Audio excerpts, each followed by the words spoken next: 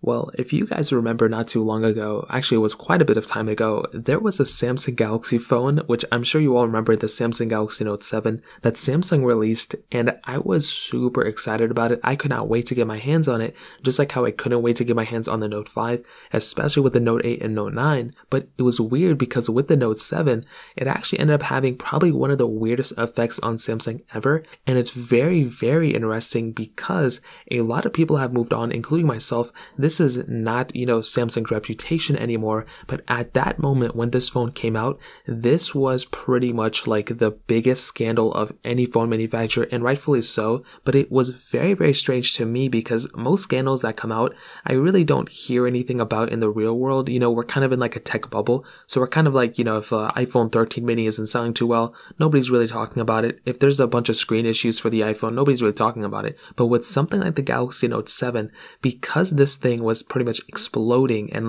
causing massive issues, this ended up cycling up into real life. There were a bunch of news, there were a bunch of articles written about this in real world. But sometimes if I was on a flight or if I was in the airport, they would say over the intercom, if you own a Samsung Galaxy Note 7, and some of the people who would say these messages, they weren't even saying Samsung Galaxy Note 7, they were saying Samsung Galaxy Note device. So if they were saying even if you have a Note of any sort, whether it was a Note 5, Note 4, Note 3, you actually probably may get your phone confiscated in a way and then at least looked at, and then you'll have to tell them, oh, it's not a Note 7. But if you had a Note 7, you couldn't even bring that to a flight with you. So Samsung butchered this whole entire lineup. They did end up making the Note FE, which was kind of the Note 7 replacement. But the weird thing is, when you go online and actually look for a Note 7, you can actually pick some of these things up, which is actually pretty crazy. Now, I have never gotten my hands on one.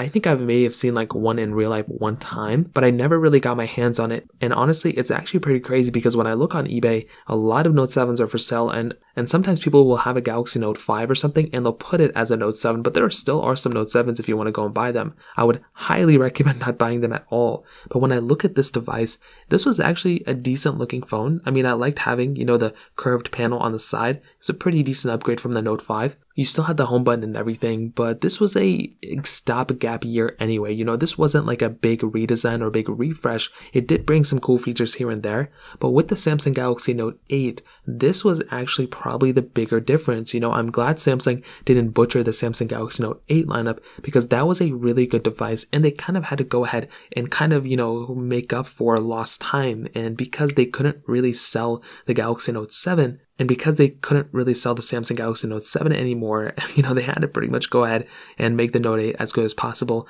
The Note 9 was an excellent device, and now if you look at it, there's not even a Samsung Galaxy Note phone they make anymore, and maybe it stemmed from the Galaxy Note 7's legacy and how it kind of infiltrated into all the other Note devices that ever came out. So I would love to hear your opinion on this. Let me know in the comment section below. Hit the like button, that would mean so much, but definitely hit that subscribe button. More importantly than everything else, I love every single one of you guys. Hopefully I'll catch you guys in the next video. Peace out till then.